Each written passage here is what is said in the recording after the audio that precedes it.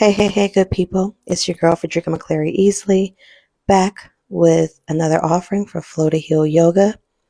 We're going to start in mountain pose, grounding down between our heels and the balls of our feet, engaging our core, engaging our glutes, expanding our lung capacity, gentle bends to the side. Be sure to not hold your breath while you're doing this. Your body will want to. Supported back bend, remembering to engage your core, your quads, and forward fold. Now, my hamstrings are ridiculous right now. My hamstrings, my glutes, really tight. And that's okay. Be gentle with yourself. Take as deep of a bend in your knee as necessary. Coming up to a halfway lift. Back up to mountain pose. We're going to do that a couple of times. Remember, stretching with movement as opposed to static stretches feels so good to your body. It helps to warm up those muscles, those tight areas. It lets them know, it prepares them for what's to come. It sends a quick signal that you are loving on them, loving on yourself, going into a ball pose. And here I am raising off my heels onto my tiptoes for an additional challenge. Another sun salutation.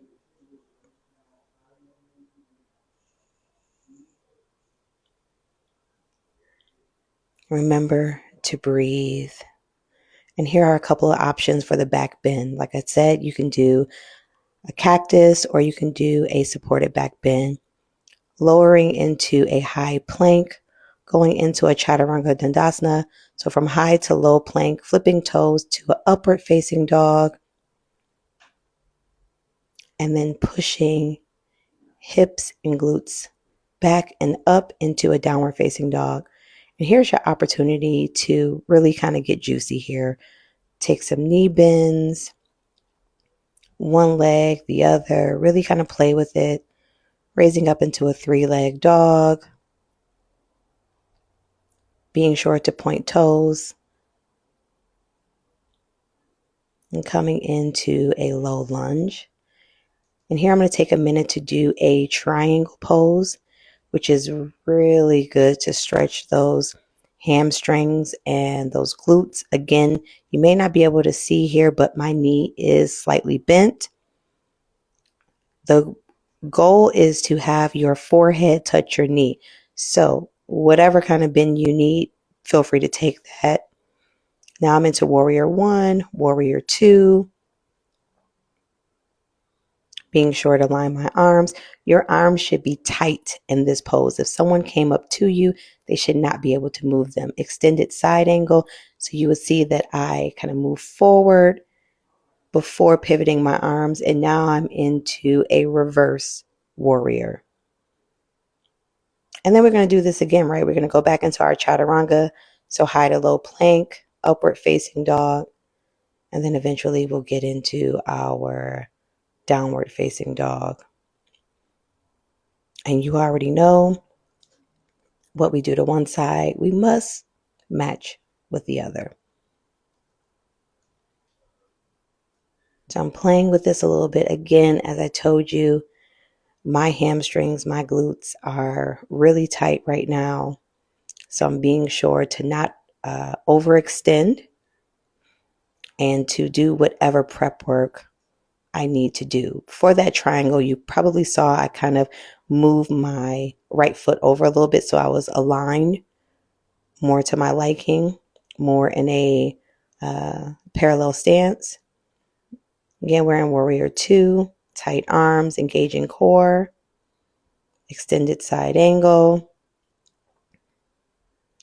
coming forward and then pivoting arms towards the ceiling, and reverse warrior. Be sure to keep that 90-degree bend in your front knee.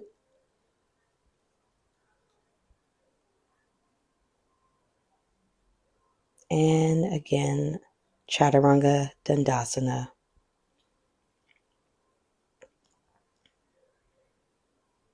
Leaning back into a bit of a puppy pose. I want to stretch out my back, my shoulders, my glutes. I'm going to fix myself real quick. Yeah. Coming down into my glutes to do some wide leg stretches.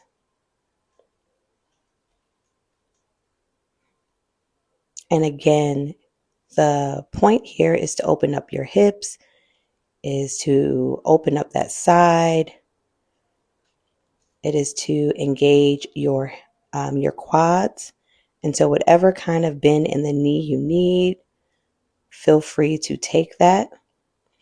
You can also bring a pillow or a block into this pose. So as I'm stretching forward, attempting to bring forehead to floor, this is an opportunity. I could have brought, like I said, a pillow or a block in and just rested a bit, but I wanted to kind of have some movement with that, going into what is known as a butterfly pose, or also an open book, a bound angle.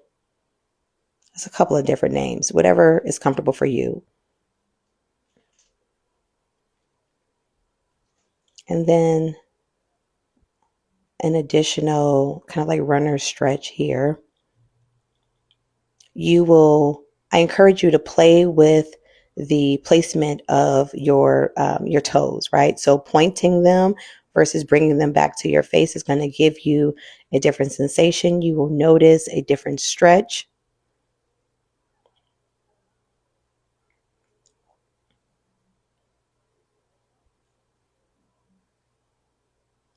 And remember to breathe. There are so many poses where your body will want to come into itself and to not do that, right? And often during the day, we are shallow breathing. I don't think we recognize how often we are not breathing at our full capacity. So please make sure you do that. Now, this is called a figure four. This is like the cousin of pigeon pose, right? Here I am showing some love to my ankles, rolling one way and then the other. And this is great. This is a great stretch for your glutes and for your hamstrings. And again, even if you don't raise your leg, you are already in that pose. You are already doing work in that pose. Me placing my hands behind my thighs is just a little extra. So again, take what you need. Happy Friday. Stay warm, stay safe. Mwah.